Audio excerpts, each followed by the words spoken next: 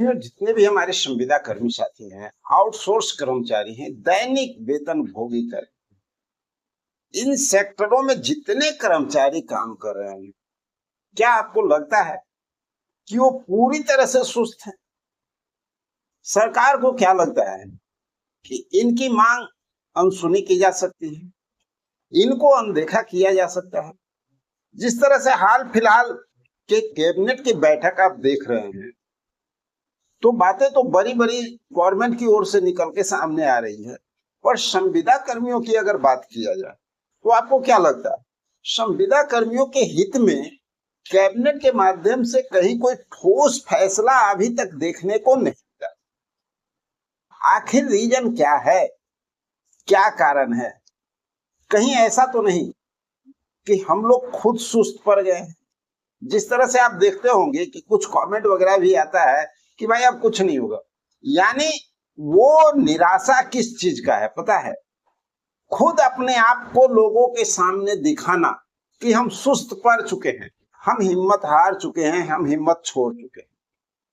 और आपको क्या लगता है कि जब आप हिम्मत छोड़ दोगे, जब खुद एक्टिव होना बंद कर दोगे, तो आपको उम्मीद है कि सरकार थाली में करके आपके घर तक जो है वो परोस करके ले जाएगी क्या?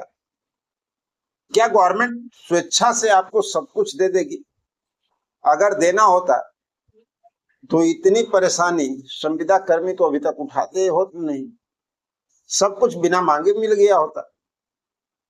आज समस्या कितनी गहरा गई। एक तरफ अगर 2025 को देखें, उसके पहले जब हमारी बिहार सरकार चल रही थी, नीतीश कुमार के रीजन में, हमारे जो माननीय पूर्व मुख्यमंत्री नीतीश कुमार जी, उनके रीजन में जब तक सरकार चल रही थी, यानी इलेक्शन हो या नहीं, संविदा कर्मियों पे फोकस काफी बरकरार रहता और कुछ न कुछ बातें हमेशा से निकलते आया कर, यहाँ तक कि खुद उनके मुख के द्वारा कई जगहों से आपने देखा है वीडियो में कि कई जगह से ओपनली वो जो है सामने संविदा कर्मियों के लिए बात की, इनके अधिकार की बात की, उनको सम्मान दिलाने की बात की।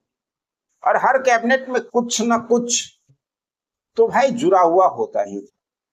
कितनी अफसोस की बात है कि हाल फिलहाल के कैबिनेट को अगर सही ढंग से आप देखें तो संविदा कर्मियों के लिए कहीं कोई नजर नहीं बन रहा, कहीं कुछ बातें नहीं हो। और दूसरी ओर हमारे संविदा कर्मी साथी हतोत्साहित हो रहे हैं।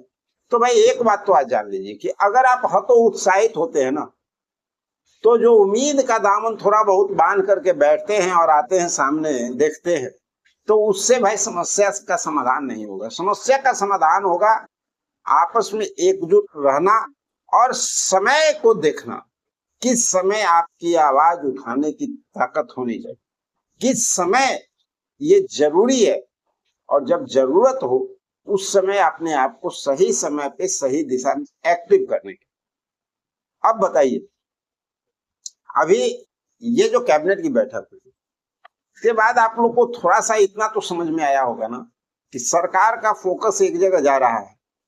अब अगले विधानसभा की बैठक की ओर धीरे धीरे सब लोग बढ़ते जा रहे हैं, और परिस्थिति जो संविदा कर्मियों की लगातार बनते आ रही है, काफी कैबिनेट से देखा जा रहा है कि उस कैबिनेट के माध्यम से भाई कि संविदा कर्मी पे कोई ठोस कदम नहीं उठाना, इनके मुद्दे पे कोई बात नहीं होना, कहीं ना कहीं संविदा कर्मियों के अंदर एक रोष पैदा हो चुका है।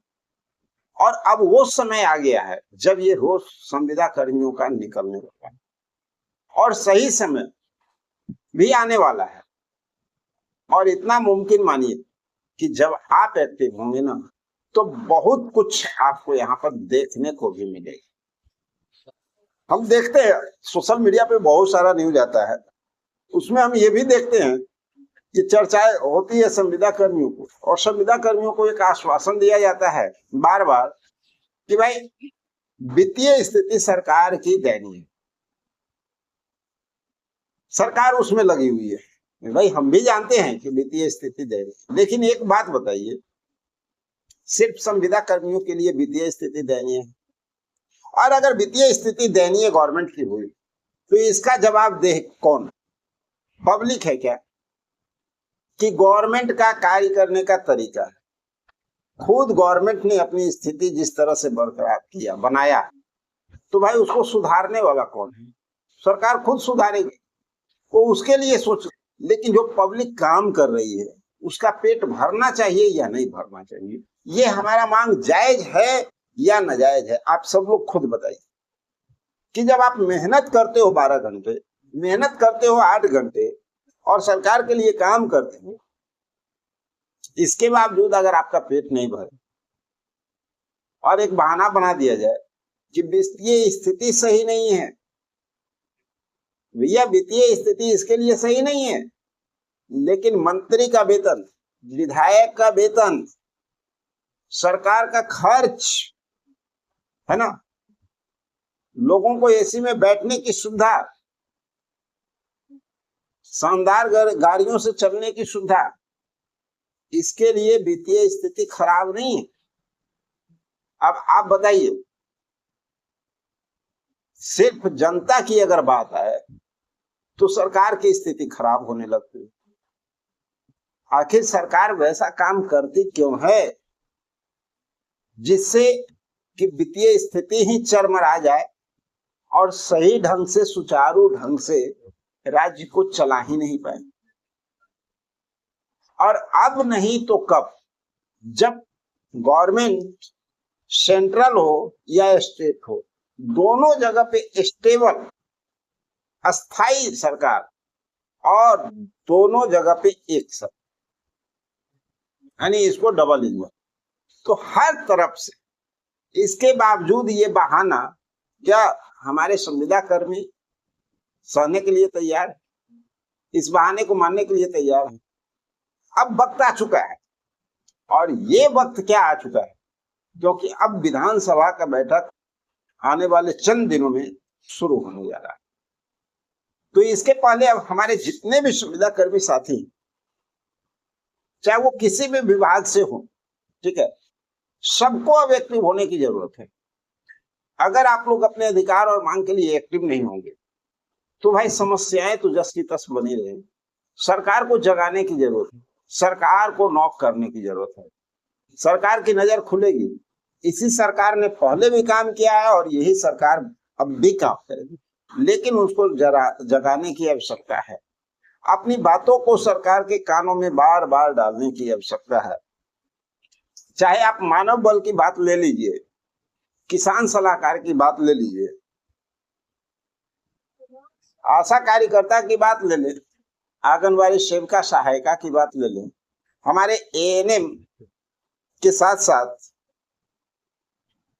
आंगन चौकीदार हो गए, दफादार हो गए, लोक शिक्षक हो गए, मदरसा के शिक्षक हो गए, तालमी मरकज हो गए, ग्राम रक्षा दल जो लंबे अरसे से मांग कर रहे हैं, ग्राम कचहरी सचिव, इन लोगों के लिए सरकार आखिर क्या सोच रही है और क्यों नहीं सोच रही है? पुराने वार्ड सचिव याद कीजिए, कब से अपनी मांग के लिए तरस रहे हैं, सरकार तक बार बार अपनी बातों को पहुंचा रहे हैं। संख्या के स्वयंसेवक हमेशा आश्वासन पे आश्वासन, बातें अगर सोशल मीडिया पे देखें तो बार बार एक बात निकल के आती है कि भाई अब बहाली हो जाएगा, अब ये हो जाएगा, अब फलना बाबू जो है आश्वासन दे दिए, फलना सरकार का मंत्री आश्वासन दे दिए। अरे भैया, ना मंत्री की जरूरत है ना संतरी की जरूरत है।